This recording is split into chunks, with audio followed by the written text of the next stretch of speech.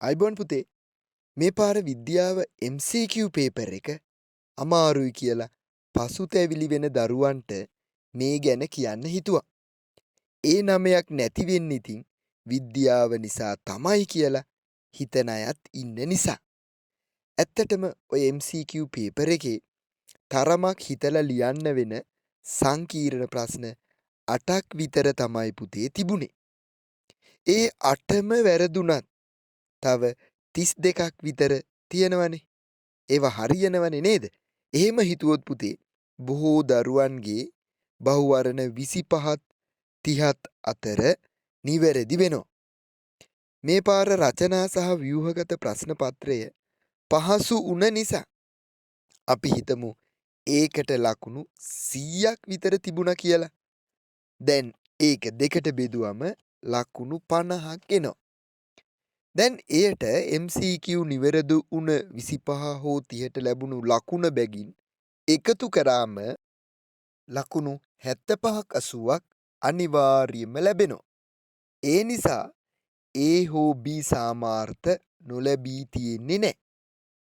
හරි. දැන් MCQ 20ක් විතර හරි ගිය දරුවෙක් කල්පනා කරන්නේ S1ක් C1ක් දෙන්නේ ලකුණු කීයෙන්ද දන්නේ මට C1ක්වත් තියේද කියලානේ. පුතේ S1 දෙන ලකුණ සාමාන්‍යයෙන් 35 සිට 49 දක්වා. C1 50 සිට 64 දක්වා.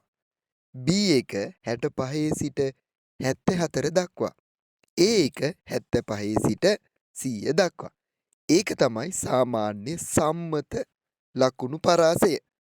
සමහරු S1 40න් කියනවා. C1 55න් කියනවා. ඔහොම විවිධ කතා. හැබැයි පුතේ මෙය තීරණය කරන්නේ පේපර් මාකින් වලින් පස්සේ විභාග දෙපාර්තමේන්තුව. සමස්ත අපේක්ෂකයන් ගත්ත ලකුණු විශ්ලේෂණය කරලා එම වසරේ S1 සහ C දෙන ලකුණ කීයද කියලා විභාග දෙපාර්තමේන්තුව තීරණය කරනවා. හැබැයි S1ක් දුන්න ලකුණ C1ක් දුන්නේ මේ ලකුණෙන් කියලා විභාග දෙපාර්තමේන්තුව ප්‍රසිද්ධ කරන්න යන්නේ නැහැ. සමහර විට S1 ලකුණු 30න් දෙන්නත් පුළුවන්.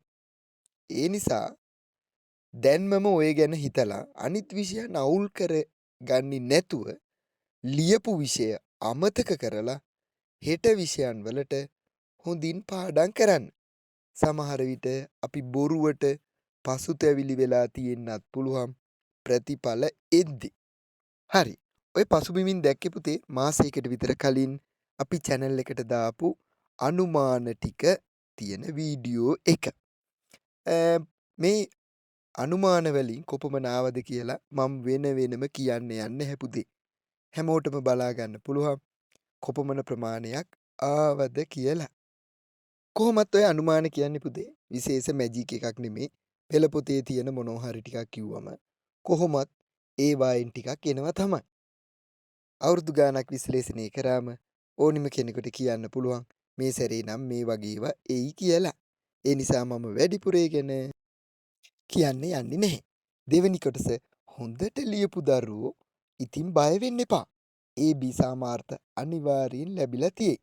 පේපර් මාකින් වලින් පස්සේ ලකුණු ලැබුණු විදිය කොහොමද කියලා වීඩියෝ එකක් අරගෙන එන්නම්. හැමෝටම සුබ දවසක්.